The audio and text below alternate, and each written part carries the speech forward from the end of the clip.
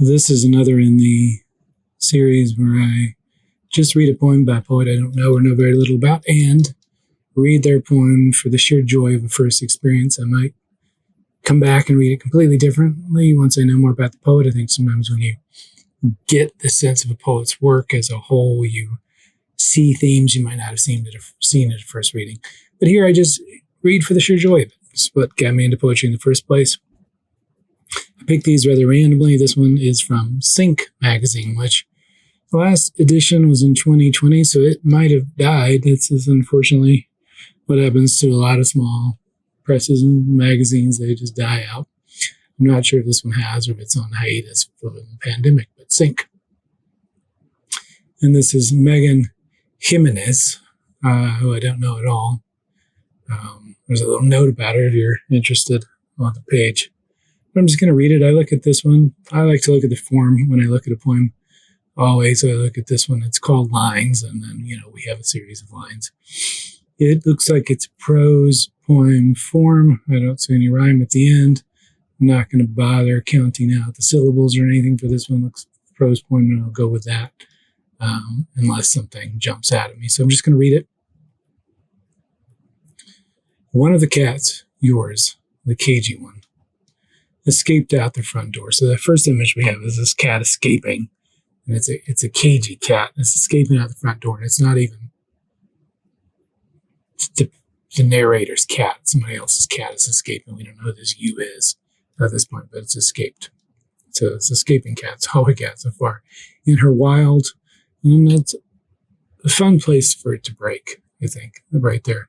In her wild fear, she dug 2 ragged lines down the length of my forearm. All right. So the cat drags 2 lines, and it's not said to be claw marks, which is how you'd expect them to be described, but in a poem, the lines definitely play off the lines of the poem. The line of the scratch on an arm, we'll see what else they kind of play around with. It reminds me of the Bernstein poem about word break a line. The lines are ragged. They're ragged lines, and they're dug into the arm. So I don't know what to make of them, how this cat has escaped and dragged lines in the arm. I think that's the image we have here. For weeks, the red lines, which would make sense, as red lines as in claw marks. But it was like drawn on a body, crooked in their correspondence. And the correspondence highlights the idea that the lines might actually be communicative lines, poetic lines, lines between people, couldn't be unseen.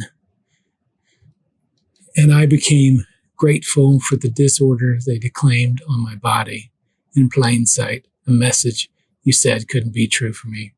Which is interesting. We're definitely, playing around with lines is giving a message. Here it's declaiming this kind of disorder, and it's written on this narrator's, the speaker's body. I think is interesting that the lines are written on the body, and they're in plain sight for everybody. But it's a message. Whoever this you said looks at him and says they can't be true to you, can't be true for you, which is kind of odd with a cat. The cat claw marks, because it would be that person's cat, and apparently this person would know that kind of story. But they seem like the lines themselves explain something about whoever this is written on in a way that goes beyond just claw marks. It's like the lines explain something. And they're crooked, and they're trying to escape.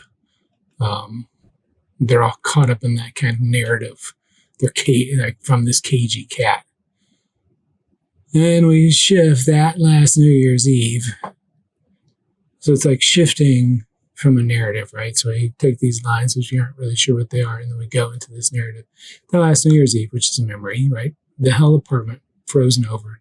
The radio, big band music playing softly, kept me tethered to the earth. And so we have here we have a kind of different kind of line, this memory or this narrative correspondence between the person and the memory is tethering that person to the earth here. And I think as another kind of line, it brings up the question of like how much does poetry involve memory? How much does poetry tether you to the earth in its humanness as it is? How much does it tether you to something, to the past? And whether that's a good thing or not, I don't know. We haven't gotten to anything about that. Kept you tethered to the earth, kept me tethered to the earth, to the past, to the coming midnight. I like the repetition here, to the earth, to the past, to the coming midnight. You could leave that out. Grammatically, it would be fine, but I like having it in there. To the earth, to the past, to the coming midnight, and to remaining intact. So whatever this is, this memory, this being here in this apartment, the radio, this tethering this speaker to the earth, to the event, which is New Year, like the beginning of New Year, and to remaining together, which kind of plays against the disorder we had earlier on, like the lines on the poet's skin declaiming this disorder. And here are the lines tethering this person to life until you found me and cut the line. All right, so double play on the line here. This is the only line that's like poetically it's cut right in the middle. The rest of the lines are long, similar lines, and this one is cut. So it's playing on that sense of cutting a line. Person cutting this thing that's tethering the speaker to this world where it's New Year's Eve, where it's this apartment where there's a radio, tethering that person and cutting that so this person can go somewhere else, can escape like the cat escapes out the front door at the beginning, which plays off the narrator is like one of the cats, right? One of these escaping beings in the beginning. And somehow they're connected. And so the cat who does escape can draw this disorder on the body of this person here. And what does this say about the poem itself? Is the poem itself a way of ordering everything, or the correspondence? Is this the rage for order as Stevens talks about?